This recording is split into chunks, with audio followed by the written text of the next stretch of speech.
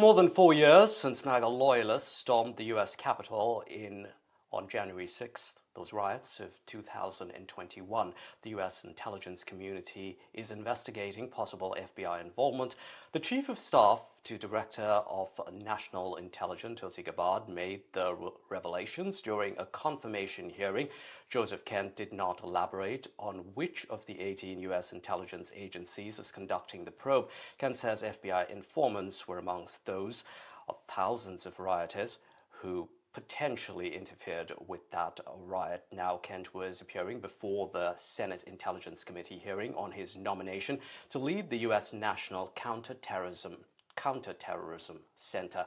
I am joined now by John Rossomando. He is a commentator on U.S. national security. John, let's back up a little bit, please, here. Remind us where and how all this started. It began with that fringe conspiracy theory that later was advanced by some Republicans in Congress of FBI involvement in the Jan 6th riot? Well, it wasn't a conspiracy theory. The FBI admitted that some of its informants were involved in the riot. And, one of the things that we know about how these informants frequently operate and related to sting operations here in the U.S., they encourage people to engage in illegal conduct so that they can be rounded up later. So, there are a lot of unanswered questions here. One thing that we do know is the top floor of the FBI was very much against Donald Trump throughout his first term.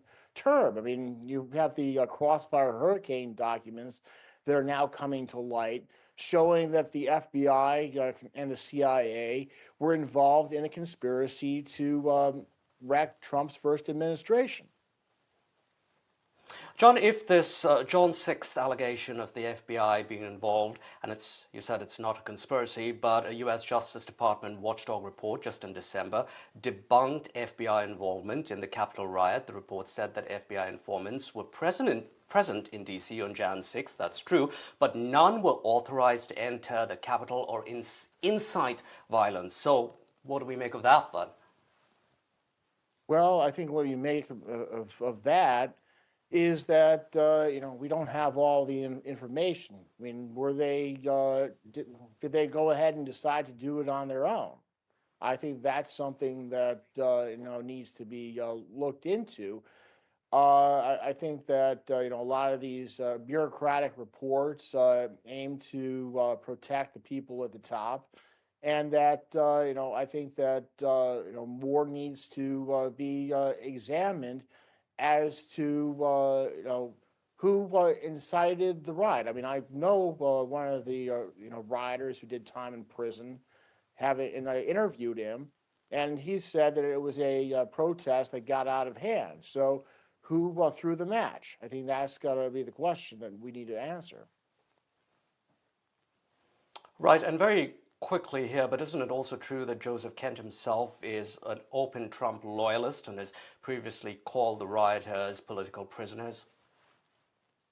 Well, I don't see what that has to do with anything. I think that we appoint in terms of people in raising this up the country issue again during that serve confirmation hearing. I'm just simply saying that he is, the president appoints people who are loyal to him and to his agenda.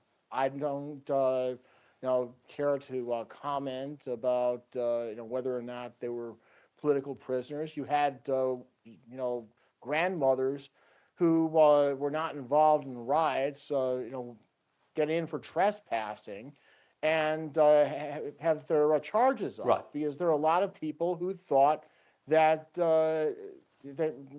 they got caught up in the riot. Indeed. Thanks very much, John Rossomando there joining us. Appreciate you joining us and giving us your time here on Washington Watch.